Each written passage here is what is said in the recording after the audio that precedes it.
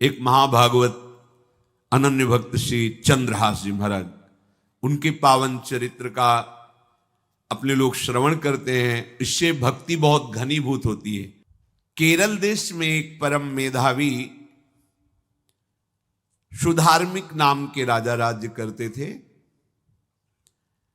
धर्म पूर्वक चलना, प्रजा का पालन करना और भगवान नाम जप करना, शास्त्र विधि से बिल्कुल कभी प्रतिकूल एक भी आचरण जीवन में नहीं किया। तो उनके यहां महाभागवत चंद्रहास जी का प्रादुर्भाव होता है।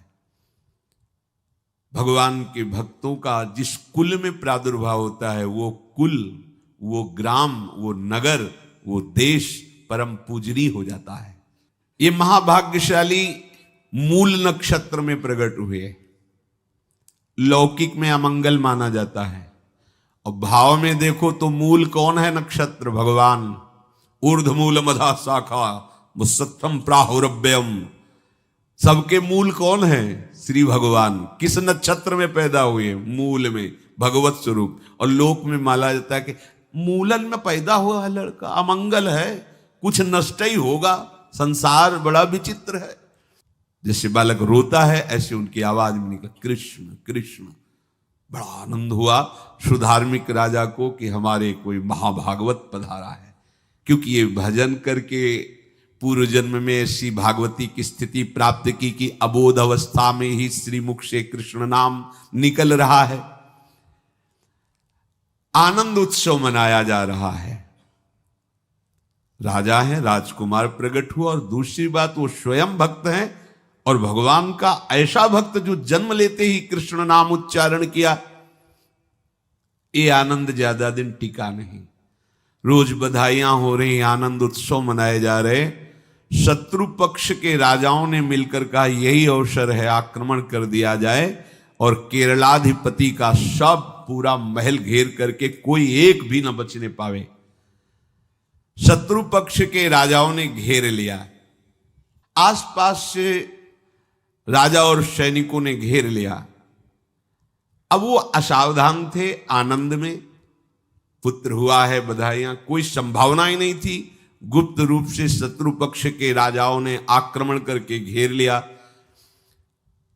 अब राजाओं की कई सेनाएं और इनकी असावधानी पूर्वक आनंदमयी वृत्ति में कोई पहले से पता हो तो तैयारी करते, तत्काल आक्रमण को रोकने का प्रयास किया पर असफल रहे। इनके सैनिक भी मारे गए, राजा भी मारे गए, राजमहल को घेर लिया गया, कोई भी एक भी बच के न जाने पावे। तो राजमाता जिनसे चंद्रहास जी का प्रादुर्भाव हुआ था, उन्होंने धाय मां को कहा कि मेरे पुत्र को बचाने में तुम समर्थ हो, मेरे तो प्राण नहीं बचेंगे, अगर ये लोग नहीं मारते तो मैं अपने पति के शव के साथ सती हो जाऊंगी। पहले ऐसी धार्मिक निष्ठा माताओं बहनों में होती थी कि धाय मां ने विचार किया कैसे बचा सकती हूं, आसपास तो सब सैनिक घेरे हुए हैं।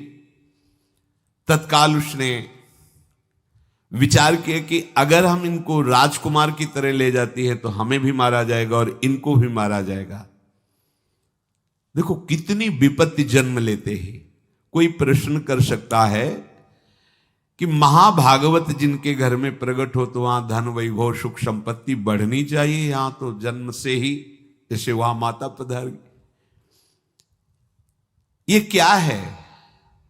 तो श्री भगवान स्वयं कह रहे हैं यस्य तुष्टो रहम पार्थ वित्तम तस्य हराम्यहम करोमि बंधु विच्छेदम सच कष्टेन जीवति।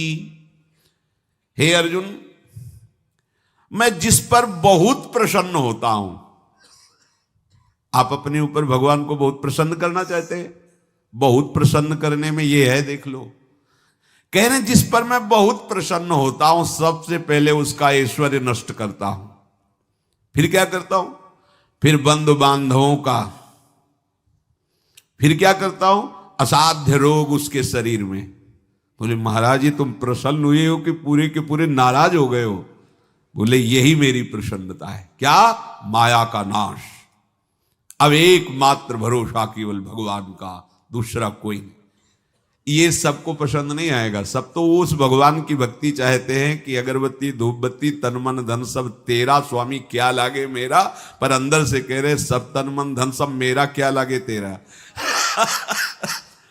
ऐसे तो चलेगी भक्ति। लेकिन कई बार सत्संग में पीछे धाम में कहा था कि भगवान को रिझाकर लोक मांगोगे तो चैन से रह लोगे, और अगर उनसे प्यार करने की बात मन में ठानी कि बस मुझे केवल आपकी आंखों में आंखों को मिला करके जीवन व्यतीत करना है, मुझे और कुछ नहीं चाहिए, तो फिर लाडले आपको दुशरिहा का कोई आश्रय रहने नहीं देंगे। ध्यान रखना, जितने दुशरिहा होंगे तो ये बर्दाश्त हो तो कदम आगे बढ़ावे, बहुत प्रसन्न हो जाओ ठाकुर हम पे, तो कह रहे यस्य तुष्टो हम पार्थ वित्तम तस्य हराम में हम करोमि बंधु विच्छेदम सच कष्टेन जीवती। जितनी श्वासें रहेंगी भयंकर कष्ट में उसको व्यतीत करने के लिए दूंगा। ये दंड नहीं है, ये पुरस्कार है। अनंत जन्मों का हिसाब बराबर करके कहीं इसकी वृत्ति मेरे से हट न जाए, ऐसे घेरे में डाल के अखंड चिंतन करवा के सजयति जयति जग उच्चरे।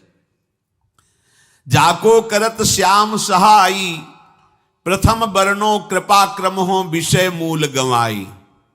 कुल कुटुंब बल वित्त हीनो दीन के दुखदाई। आपने को करजु लीनो आप ही अपनाई। कह रहे हैं अब मैं वर्णन करता हूं श्याम सुंदर जिस पर कृपा करते हैं उस पर कैसा बर्ताव करते हैं। बोले सबसे पहले उसके विषय भोगों का नाश कर देते हैं, फिर दूसरी कृपा कोई परिवार का, कोई मित्र, कोई रिश्ते नातेदार उसकी तरफ देखेगा भी नहीं। फिर ऐसा दुख प्रदान करते हैं कि केवल एक भरोसा रह जाता है, एक भरोसा, एक बल, एक आस विश्वास, बस नाथ आपके सिवा अब हमारा कोई नहीं। बस वहीं से जो चमत्कार प्रकट होता है, त्रिभुवन में कोई उसकी समानता नहीं कर सकता जिस पर ठाकुर की कृपा है। पर इस कृपा को हजम करने के लिए इसीलिए संत संग किया जाता है कि पहले से वो तैयार कर देते हैं। जैसे आर्मी की ट्रेनिंग होती है ना, ट्रेनिंग के बाद भी बॉर्डर में लगाया जाता है, ऐसे ही संतजन ये ट्रेनिंग देते हैं। अब जो टिके तो टिके, नहीं तो घर बैठे जाके, और अगर टिक गया तो गुरु मेहरबान तो चेला पहलवान, भगवान भी परास्त नहीं कर सकते। उसमें ऐसी सामर्थ्य आ जाती है कि हर प्रभु के द्वारा दिए गए विधान को हंस करके स्वीकार कर लेता है, और ऐसा नहीं कि उसको कष्ट होता है। ये लोक भाषा में भगवान कह रहे हैं सच कष्टेन जीविता, नहीं तो जिस चिदानंद में वो सुख भोगता है वो ब्रह्मा को भी नहीं प्राप्त है जो भक्त को प्राप्त होता है। भक्त का वैभव दिव्य होता है, चिदानंदमय होता है। ये तो पापियों के पास भी वैभव है, रुपया पैसा कुटुंब परिवार। भगवान के दास के पास जो वैभव होता है वो अचिंत्य है, तुम चिंतन भी नहीं कर सकते, ऐसा वैभव होता है। धाय माने सेविका का रूप तत्काल लिया, जैसे पोछा झाड़ू लगाने वाले, और कुछ दोने पत्तल डाले, उनके नीचे चंद्रहास जी को डाला, ऊपर से करके ऐसे माथे पे रख के निकली। सैनिकों ने पूछा इसमें क्या है, तो उनका राजघराने के दोने पत्ते जूठे दिखा। ऐसे नीचे किया तो देखा सब ऊपर जूठन पड़ा। हाँ चल निकल, जल्दी भाग यहां से निकल। बस वो भागी, बचा ले गई। वो कुंतलपुर पहुंची और वहां के जो मंत्री दृष्ट बुद्धि थे उनसे प्रार्थना की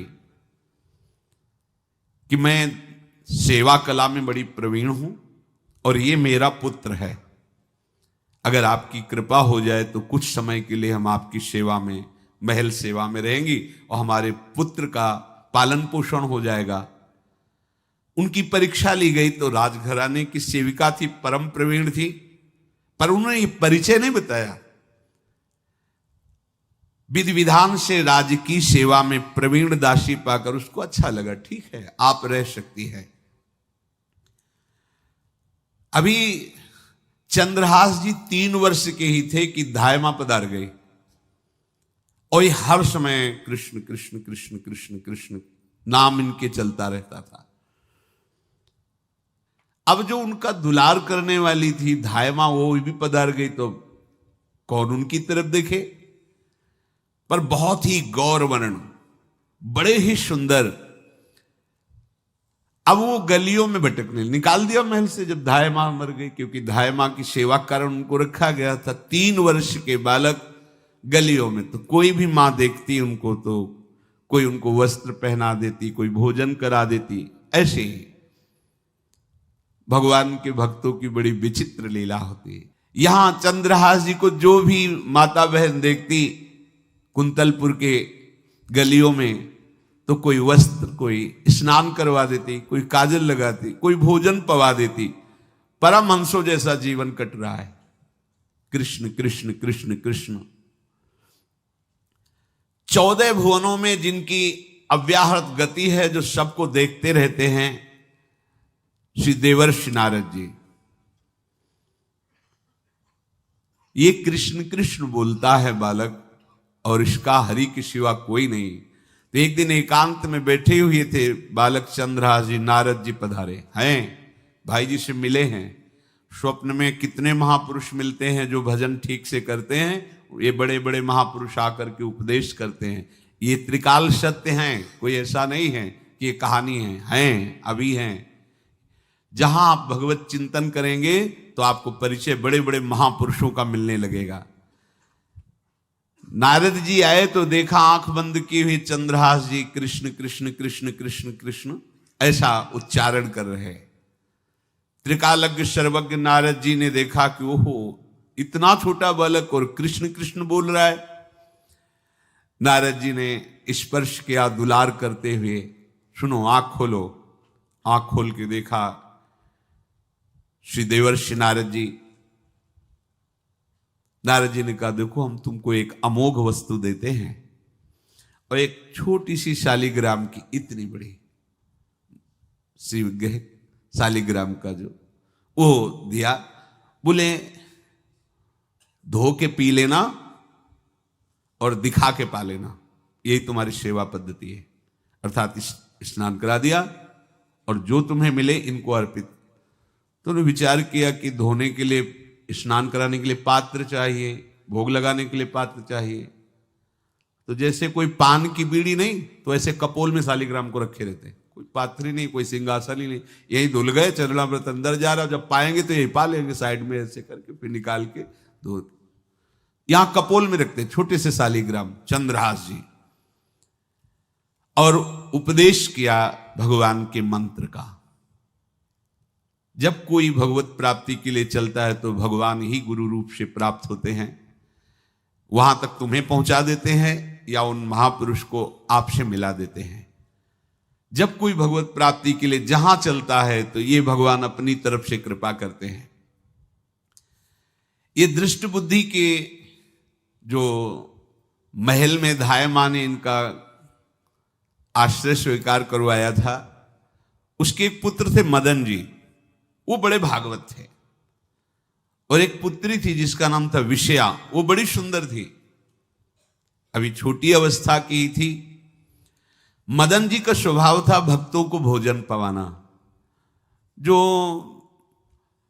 भगवत भाव के जन होते हैं उनके हृदय में ऐसा उत्साह होता रहता है कि जो वैष्णव हैं, संत जन हैं, इनको भोजन पवाने का मतलब श्री भगवान को भोजन पवाना। भक्तमाल में भी वर्णन है कि जैसे गर्भवती मां को आप कुछ भी पवाओ तो बालक की पुष्टता अपने आप होती है, ऐसे संतों के हृदय में भगवान विराजमान प्रगट रूप से हैं।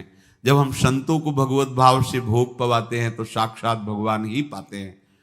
और मदन थे भगवत भाव के, तो उन्होंने बुलाया बड़े बड़े भक्तों को और ब्राह्मणों को। जब ब्राह्मण और भक्त पा रहे थे तो खेलते खेलते चंद्रहास जी भी वहीं चले गए और उन्होंने भी वहां प्रसाद पाया। अब बड़े बड़े ब्राह्मणों में एक ज्योतिषाचार्य थे। दृष्ट बुद्धि जी ने हाथ जोड़कर प्रणाम किया और अपने परिवार को प्रणाम करवाया और कहा, यह हमारी पुत्री है। दृष्ट बुद्धि जी ने कहा, आप इसका हाथ देकर बताइए, इसको वर कैसा मिलेगा, कैसा ऐश्वर्य होगा। दृष्ट बुद्धि मतलब दुष्ट बुद्धि, ऐसा ही था वो। पर बड़ा विचित्र खेल है, इसकी बुद्धि एकदम विपरीत और पुत्र महाभागवत। भगवान का खेल है। वो भक्ति विरुद्ध और पुत्र भागवत। उन्होंने कहा वर, ऐसे दृष्टि डाली चंद्रहास जी वहीं पार, वो है इसका वर। वो इसे धाय का एक दासी का लड़का हमारी पुत्री का वर बने। बोले शायद आपने ध्यानपूर्वक रेखा नहीं देखी, वो हम देख लिए हैं, यही है तुम्हारी पुत्री का वर। दृष्ट बुद्धि ने विचार किया कि एक भिखमंगा हमारी राजकुमारी पुत्री का दूल्हा बनेगा। पंडित जी को तो दक्षिणा दी, विदा किया और सैनिकों से कहा घर से निकलने न पावे बालक, क्योंकि ज्योतिष पक्की, ज्योतिष शास्त्र सत्य है, पर उसका सम्यक ज्ञान होना चाहिए। भला मुझ सम्राट के मंत्री की पुत्री, वो महामंत्री हैं दृष्ट बुद्धि, और ये एक भिखमंगा कैसे हो सकता है? बड़ा हृदय में जलन हुआ, ये तो बड़ी अपकीर्ति और दुर्भाग्य का विषय होगा, इसी को मरवा डालते हैं, काम खत्म हो जाएगा। निश्चय किया और जल्लादों को बुलाया और कहा ये बालक जो पंगत में भोग पा रहा है, इसको ले जाओ और जंगल में मार के, और इसका कोई अंग हमें काट के दिखाओ कि हम मार, मतलब पक्का मार देना है। क्योंकि वो इतने सुंदर थे, इतने सुशील थे, इतने प्यारे लगते थे कि कोई भी मारने के लिए तैयार। इसीलिए उसने शर्त रखी, इनका अंग काट करके हमको प्रमाण में दिखाया जाए कि मार दिए गए हैं। चांडालों ने हाथ पकड़ा, चंद्रहास जी को ले गए। चंद्रहास जी का स्पर्श करते हुए उनको ऐसा दुलार होने लगा हृदय में, जैसे मां को अपने बच्चे से दुलार होता है। स्पर्श करते, दरस परस अघनाश, भक्त का स्पर्श ही पापों का नाश कर देता है। वो दो जल्लाद आपस में कहने लगे भाई जीवन हो गया लोगों को मारते हुए, कभी कोई पुण्य का काम नहीं किया। ये देखो भक्त संग का प्रभाव। इस सुकुमार विशाल नेत्र, कैसा सुंदर बालक जो हमारे चित्त को चुरा रहा है, इस दुष्ट बुद्धि मंत्री ने आदेश किया मारने का। भला इससे क्या बिगाड़ा इनका, क्यों मारना चाहता है? देखो वैसे तो मां पापी है ही है, क्योंकि जल्लाद घर में जन्मे हैं, पूर्व जन्म के पापों के अनुसार इस जन्म में न जाने कितनों को हमने काटा है। पर पता नहीं क्या हो रहा है, मेरे हृदय में ऐसी हिम्मत नहीं आ रही कि इस बालक को मैं मार सकूं। दूसरे ने कहा फिर अगर उसको तुम नहीं मारोगे तो तुम मारे जाओगे, कुछ तो करना पड़ेगा। नहीं नहीं, इस छोटे से बालक से क्या किसी को नुकसान। एकांत जंगल में ले गए और कहा तुम जानते हो हम तुम्हें किस लिए लाए हैं? चंद्रहास जी बालक थे, 5 वर्ष की आयु अब हो गई थी। तो उनका मुझे पता नहीं कि आप क्यों लाए हैं। बोले हम जल्लाद हैं, तुम्हें मारने का हुक्म दृष्ट बुद्धि ने दिया है, मारना तो पड़ेगा ही तुम्हें। हमारी इच्छा नहीं कि मारें, पर हम तुम्हें अंतिम बात पूछते, तुम्हें कुछ भी पसंद हो, कुछ भी, तो तुम कहो, हम तुम्हारे लिए ला के देंगे। जो तुम्हें चाहिए बोलो, पर हमें वध करना पड़ेगा तुम्हारा। तो उनका मुझे कुछ और नहीं चाहिए, बस थोड़ा सा समय चाहिए। यदि आप मारना ही चाहते हो तो थोड़ा हमारी पूजा है हम कर ले, इसके बाद मार लीजिए। आपको तो बल है, अस्त्र हैं, मैं तो बालक हूं। उनका हाँ हम तुम्हें समय देते, तुम किसी को पुकार भी सकते हो, जो तुम करना चाहो कर सकते हो। चंद्रहास जी का मुझे मृत्यु का भय नहीं, बस कुछ समय दे दी। पूरा महाभारत हो गया था, टिटिहरी के अंडे नहीं फूटे थे। वहीं टिटिहरी का, तो टिटिहरी एक पक्षी होती है ना, टे टे करके उड़ती है, तो उसके अंडों के ऊपर एक हाथी का घंटा हुआ, गिर गया ऐसे। सब पूरा महाभारत में सब नष्ट भ्रष्ट, वो अंडे वैसे सुरक्षित। तो जो प्रभु भारत युद्ध में राखे भरही अंड, सोई मुंह को राखे जो राखत ब्रह्मांड।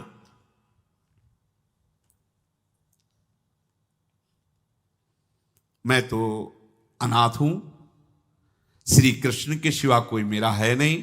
मैं किसको पुकारूं? मेरा आश्रय तो एकमात्र वही प्रभु हैं। और निकाला शालिग्राम, यही सिंहासन है शालिग्राम का।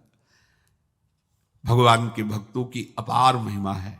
क्या सेवा, वहां कोई पंचपात्र गंगा जल ये सब थोड़ी है, लेकर बस आंसुओं से अभिषिक्त कर रहे हैं। प्रभु मुझे तो कोई ज्ञान नहीं कि आपकी सेवा कैसे की जाती, मैं तो अपने मुख में ही आपको रखता हूं।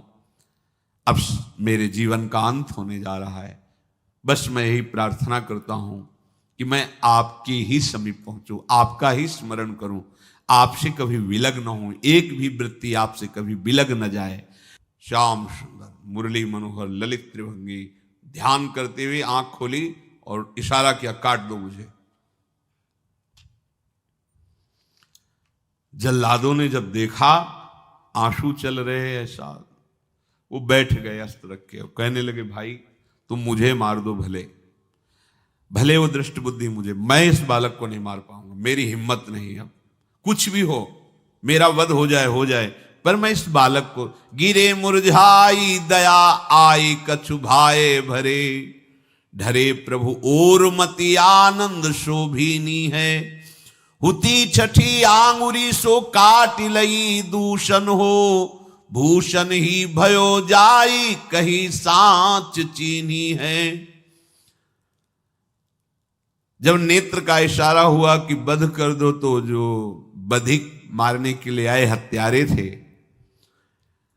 वो आनंद से एकदम प्रफुल्लित हुए और कहा मैं नहीं मार पाऊंगा तुम्हें। तो एक ने कहा देखो एक उपाय मुझे दिखाई दे रहा है, इस बालक में विशेषता तो है ही, पर इसके पैरों में देखो, बाएं पैर में एक छठी अंगुली भी है, किसी किसी को होती है।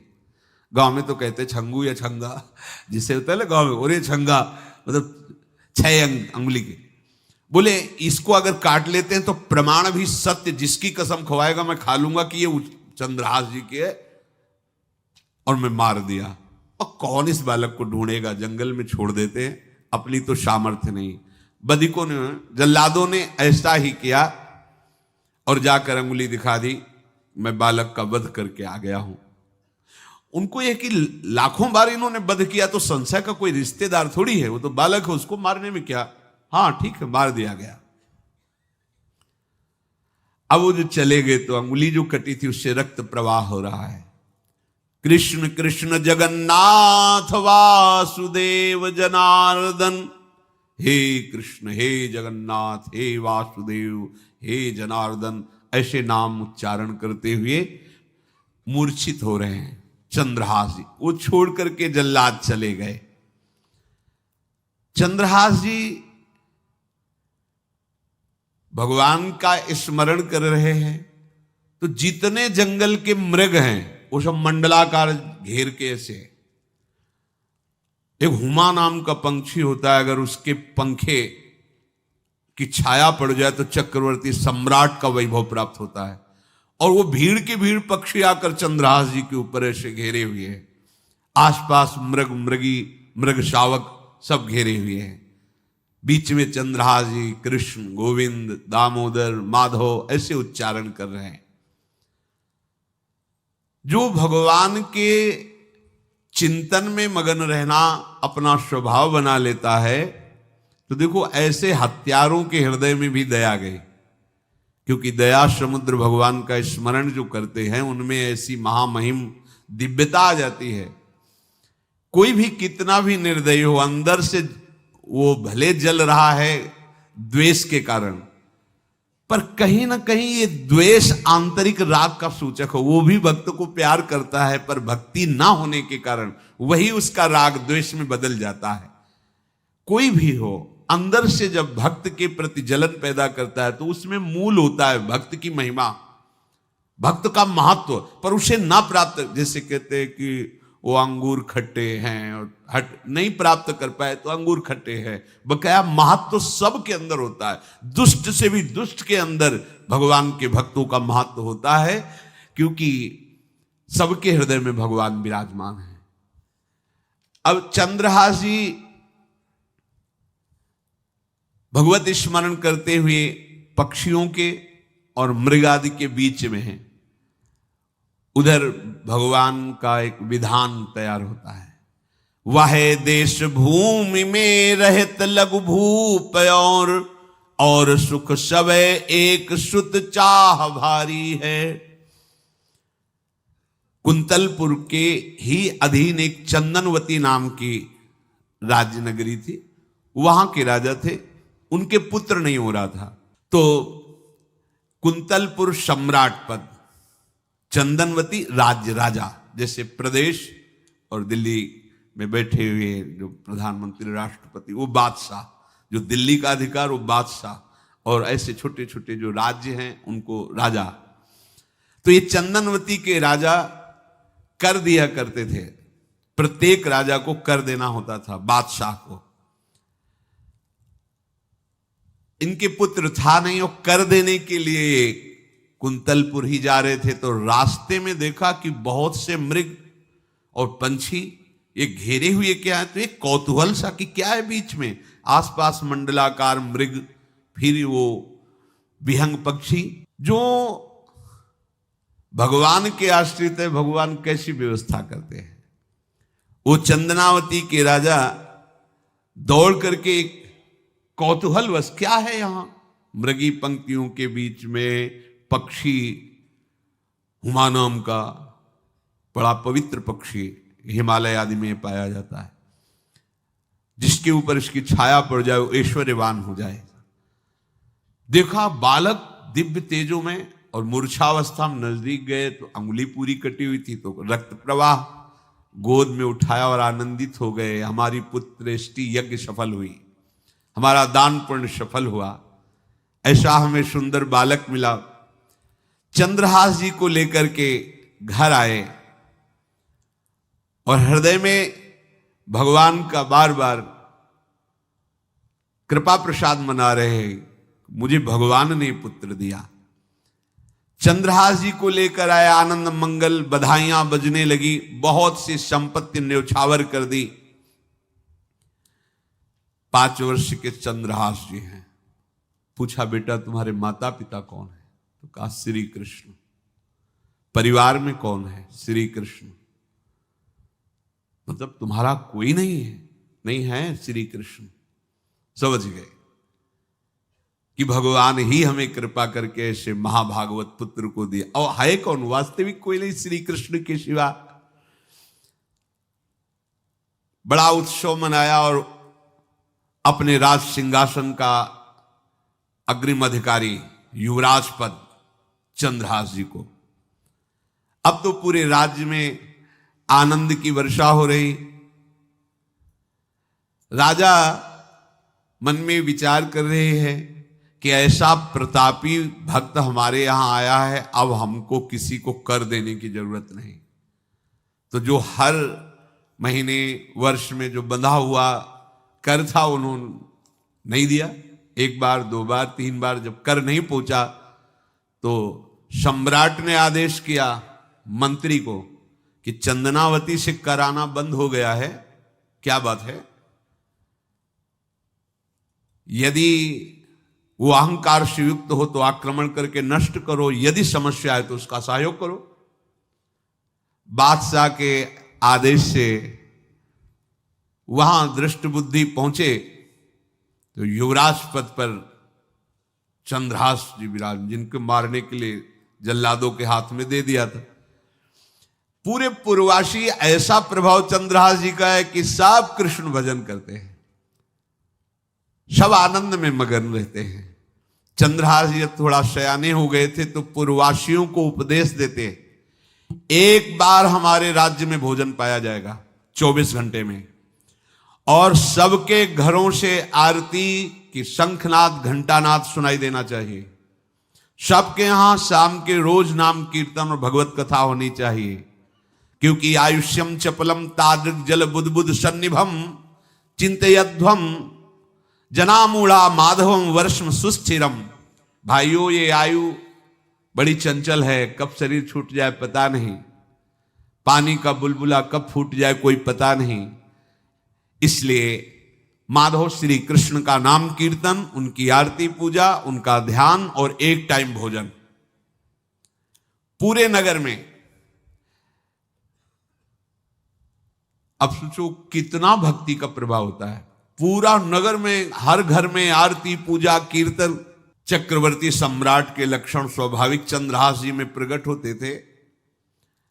अब दृष्ट बुद्धि जब वहां गया, देखा युवराज पद पर, पहचाना कि वही बालक है, ये तो चंद्रहास है, क्योंकि काफी समय तो महल में ही रहे थे दाई मां के साथ और अच्छे से पहचान थी।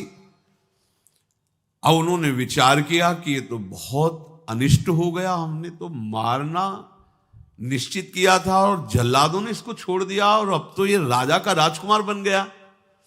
तो राजा से कहा कि पहली बात, युवराज पद पर बैठालने के पहले तुम्हें सम्राट को सूचना देनी चाहिए थी। दूसरी बात, अभी तक तुमने कर नहीं दिया। जानते हो कि अगर सम्राट का भाव बदल गया तो एक क्षण में तुम्हारे राज्य को नष्ट कर दिया जाएगा। तो राजा ने हाथ जोड़कर, चंद्रावती के राजा ने कहा, महाराज आप ही अब हमारी रक्षा कर सकते हो। तो उसकी दृष्टि चंद्रहास पर थी, इसको मरवाना है, क्योंकि पंडित ने बताया था यही पति बनेगा। अरे तो अब तो आनंदित होना चाहिए कि अब तो राजा बनेगा, अब तो बढ़िया है। लेकिन चंद्रहास जी को यदि आप सम्राट के पास भेज देते हैं और सम्राट निश्चित प्रसन्न हो जाएंगे चंद्रहास को देख के, तो वो तुम्हारे इस अपराध को क्षमा कर देंगे। युवराज पद दे दिया और भेंट नहीं दी, कर नहीं दिया महीनों से, तो ऐसा करो चंद्रहास जी को भेज दो। राजा ने स्वीकार कर लिया। और पहले लोग बिल्कुल धर्म से चलते थे, कहीं भी अधर्म का लेश नहीं। एक चिट्ठी लिखी दृष्ट बुद्धि ने और चंद्रहास जी से कहा खोल के पढ़ना नहीं, मेरे पुत्र मदन को देना जाके, और मदन तुम्हें फिर आगे का कार्य सम्राट से मिलाना, माफी करवा देना, ये सब करवा देगा, पर ये चिट्ठी तुम रास्ते में खोल के नहीं देखना। और वैसे भी किसी का पत्र खोल के देखने का धर्म नहीं कहता। अगर कोई पत्र दे तो ये नहीं कि इसमें क्या लिखा है, नहीं, या तो हिम्मत नहीं है, इतनी धैर्य नहीं है तो मत लो। अगर धैर्य है तो हाथ में लेकर जहां तक पहुंचाना है वहां तक पहुंचा दो, नहीं तो वो कार्य ही मत लो। ये अधर्म है कि आप बीच में उसको खोलकर पढ़े।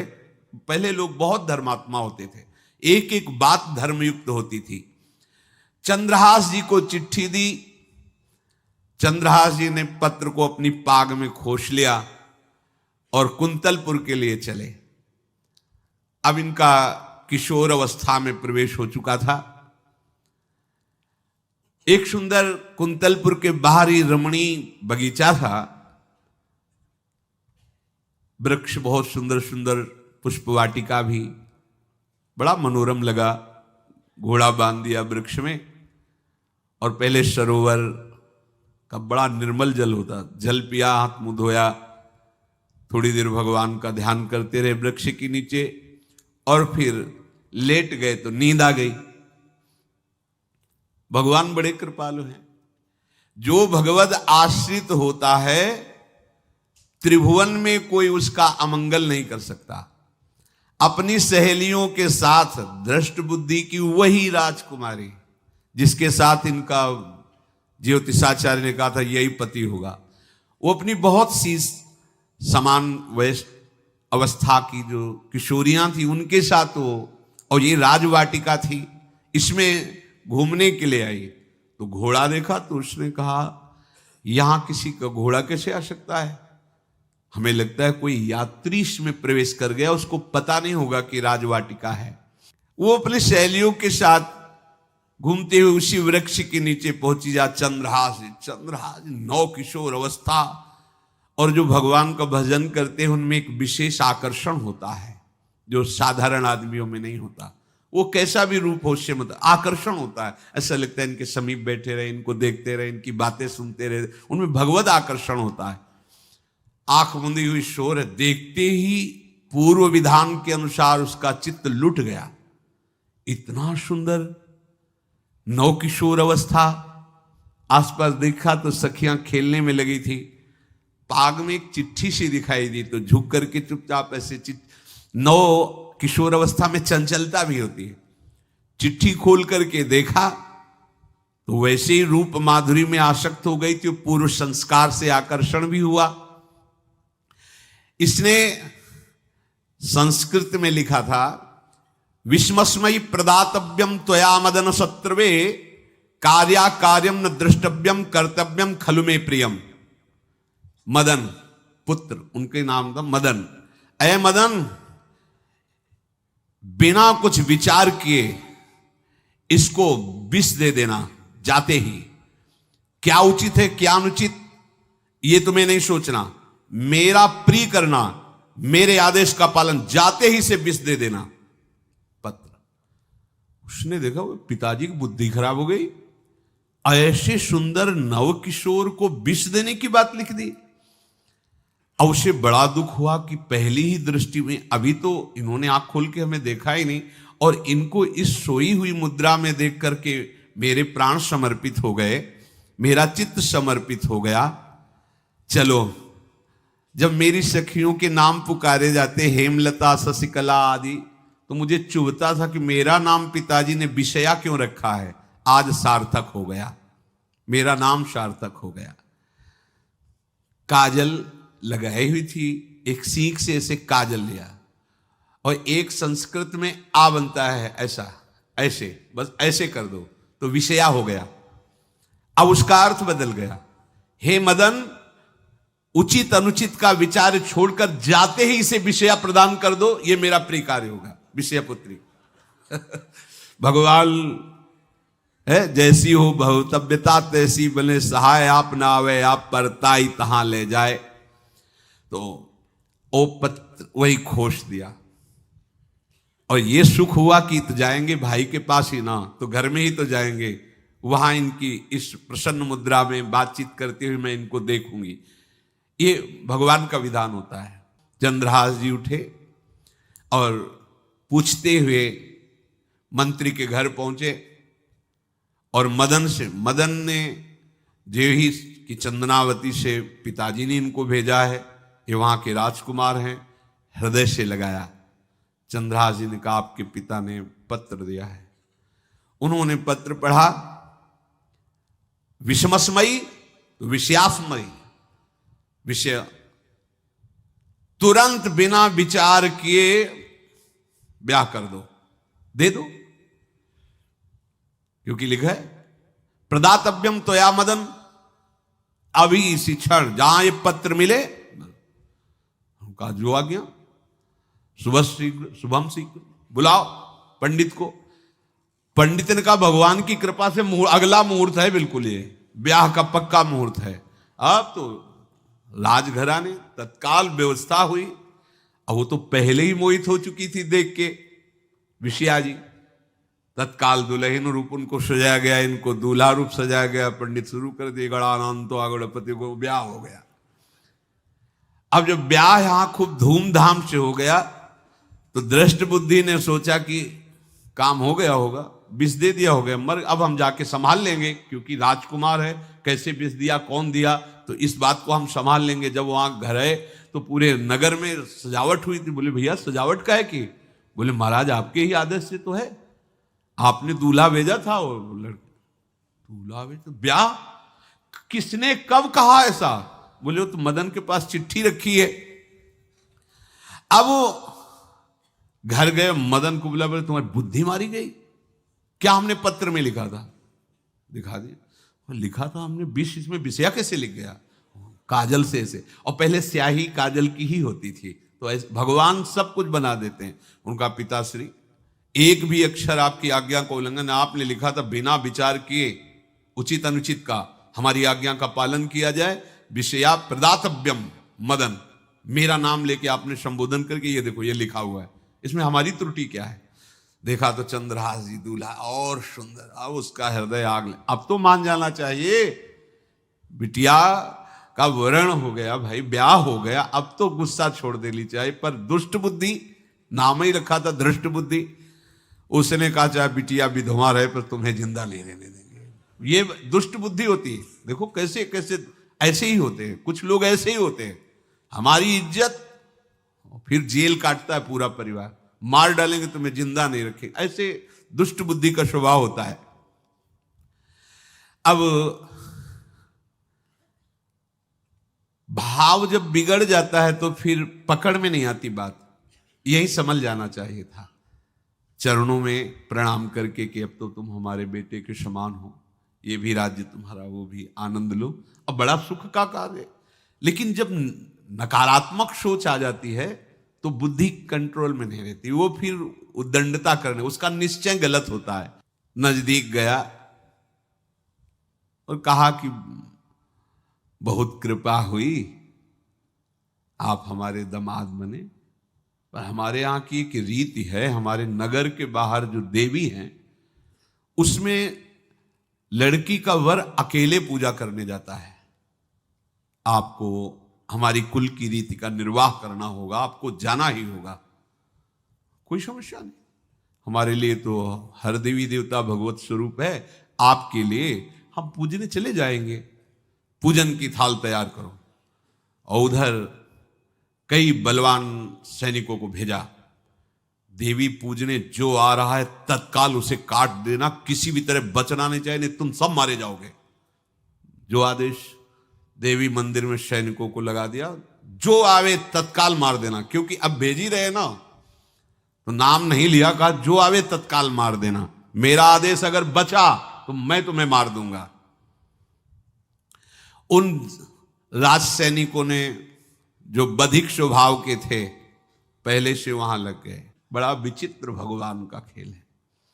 वहां के चक्रवर्ती सम्राट जो थे बड़े बड़े विद्वान और ऋषियों से बातचीत कर रहे थे। उनका महाराज अब आपका राज सिंहासन पर बैठना राज्य के लिए अमंगल होगा, ऐसा समय आ रहा है।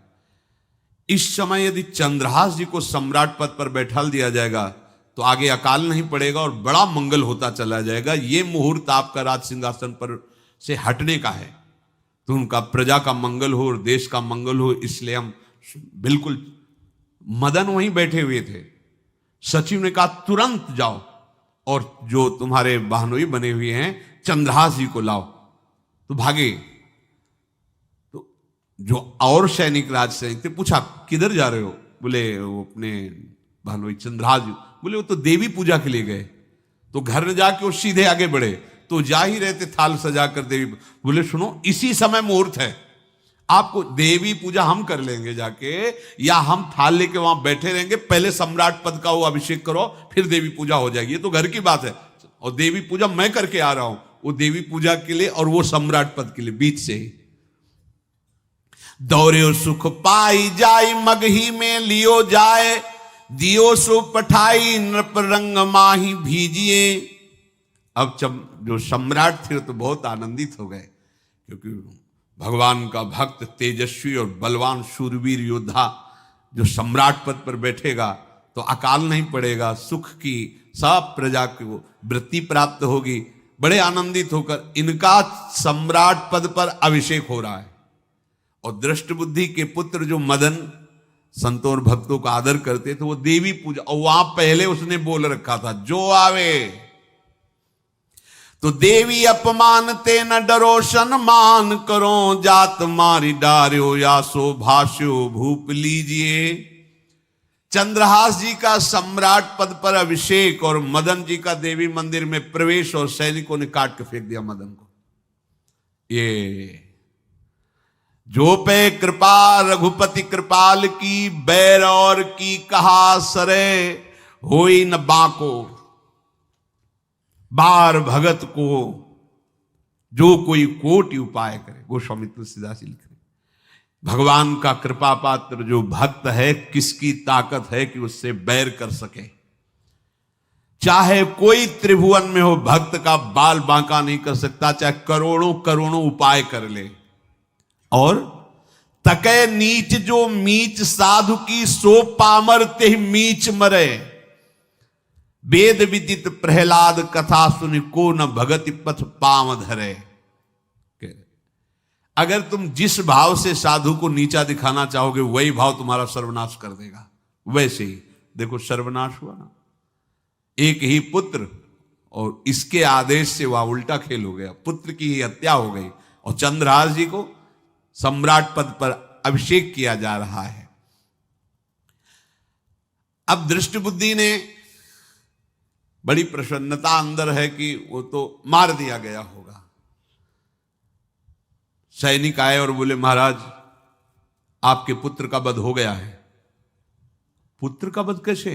बोले आपने कहा था जो आए उसे मार देना, तो आपका पुत्र ही थाल लेकर पूजन, वो तो चंद्रहास, बोले उनका तो अभिषेक हो गया सम्राट पद पे। ये कैसे हो गया? अब अंदर भारी दुख उनके हृदय में। उन्होंने बताया कि तुम्हारे पुत्र को तो हम लोगों ने ही काट डाला आपके आदेश के अनुसार, आपने कहा था जो जाए उसे काट। अब तो छाती पीट पीट के, माथा फोड़ फोड़ के खूब रो रहा है। किसी का कोई भी बस नहीं चल सकता भगवान के भक्त के ऊपर। तंत्र मंत्र दुनिया का जितना भी सामर्थ्य है, ये भक्ति को ऐसे खिलवाड़ नहीं है। अब वो बार बार मैं कितना भागी, हाय मैं कितना भागी, अपने पुत्र को ही मरवा दिया, ये हाहाकार करके रो रहा है। चंद्रहास जी ने जब सुना तो उन्होंने कहा अरे मृत्यु तो मेरी निश्चित थी, फिर मदन भैया को वो मेरी मृत्यु प्राप्त हुई। नहीं नहीं, ऐसा नहीं हो सकता, मैं अभी जाता हूं। वहां गए, देखिए सब कटे, अंगों को रखा, भगवान का ध्यान करते हुए स्मरण करते हुए से हाथ फेरा, उठ के बैठ गए। अब ये घटना तो उनको पता नहीं थी, दृष्ट बुद्धि को उन्होंने खोपड़ी फोड़ करके अपनी हत्या कर ली। उनको जिला के आए तो फिर उनको जिलाया और कहा पिताजी अब कृष्ण कृष्ण जपो। अब उनकी बुद्धि शुद्ध हुई और भगवान का आश्रय लेकर के वो अपने जीवन को भगवत भक्ति में बनाए। तो जो भगवान का भक्त है उससे द्रोह करने वाले को भी परम मंगल ही देते हैं भक्त, पर भक्ति में अनन्यता की आवश्यकता है।